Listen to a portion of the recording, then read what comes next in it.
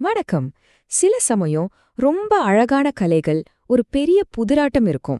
வாங்க இன்னைக்கு பழந்தமிழ் கவிதையிலிருந்து அப்படிப்பட்ட ஒரு புதிரை விடுவிக்கலாம். சரி, அந்த புதிரை இதோதான். கேளுங்களேன். இந்த பாட்டுல வர்ற ஒவ்வொரு உருவகத்தையும் நல்லா கவனிங்க. தங்கம், பவளம், மழை, அப்புறம் நிலா, இது எல்லாத்தையும் வச்சு ஒரு மலை என்னவா இருக்கும்னு தோணுது உங்களுக்கு? பாக்குறதுக்கு ஒன்னோட ஒன்னு சம்பந்தமே இல்லாத மாதிரி இருக்கு இல்லையா? ஆனா இது எல்லாமே ஒரே ஒரு விஷயத்தை தான் குறிக்குது. வாங்க இதுக்குள்ள என்ன இருக்குன்னு ஆழமா பார்க்கலாம். இந்த புதிரை அவிழ்க்கணும்னா நாம முதல்ல ஒவ்வொரு உருவகமும் எதை குறிக்குதுன்னு புரிஞ்சுக்கணும். இந்த பாட்டோட கடைசி வார்த்தை பொறுப்பு அப்படின்னா மலை. இந்த மலையா உருவகப்படுத்தப்படுறது யாருன்னு பாத்தீங்கன்னா விநாயக பெருமான். சோ இதுதான் இந்த கவிதையோட ஆணிவேர். முதல்ல அவர் போற்றுக்கிற அந்த தேன் சொற்ற கொன்றை மலர் மாலைய அந்த மலையோட உச்சியில மின்னுகிற தங்கத்துக்கு ஒப்பிடுறாங்க. அடுத்து அவரோட சிவந்த சடைமுடி அந்த மலையில சுத்தி படர்ந்திருக்கிற ஒரு பவளக்கொடி மாதிரி இருக்குன்னு சொல்றாங்க. அப்புறம் அவர்கிட்ட இருந்து வழியிற அந்த புனிதமான மதநீர், அது அந்த மலையில இருந்து கொட்டுற மலை மாதிரி இருக்குன்னு ஒரு உருவகம். கடைசியா பாருங்க எவ்ளோ அழகா சொல்றாங்க. அவரோட தந்தம் அந்த மலைக்கு மேல வானத்துல தெரியிற பிறைச்சந்திரன் மாதிரி தோணுதுன்னு சொல்றாங்க.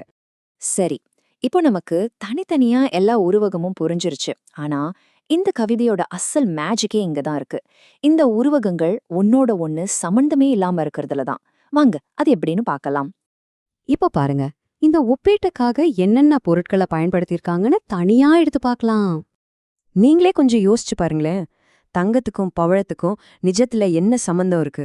இல்ல மழைக்கும் நிலாவுக்கும் என்ன தொடர்பு இருக்க முடியும்?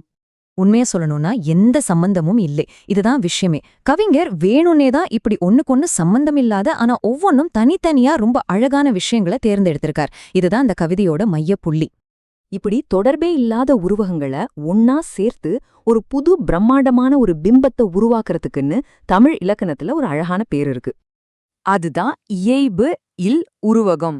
சிம்பிளா சொல்லணும்னா பொருந்தாத உருவகம். இதுதான் நம்ம புதிர்க்கான விடை. ஆனா இங்க ஒரு கேள்வி வருது. எதுக்காக ஒரு கவிஞர் இப்படி ஒரு உடைஞ்ச மாதிரி ஒரு உருவகத்தை பயன்படுத்தணும்? இதுல எதுவும் தர்க்கப்பிழை இருக்கா? அதுதான் இல்ல. இது ஒரு தப்பு கிடையாது.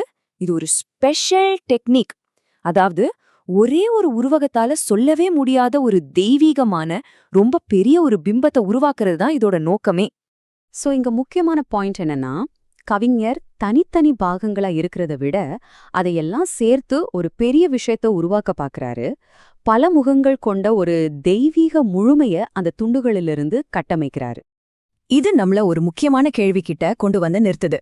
தொடர்பே இல்லாத விஷயங்களை ஒன்னா சேர்க்கும்போது ஒரு புதுவிதமான ஆழமான அழகு எப்படி உருவாக முடியும்?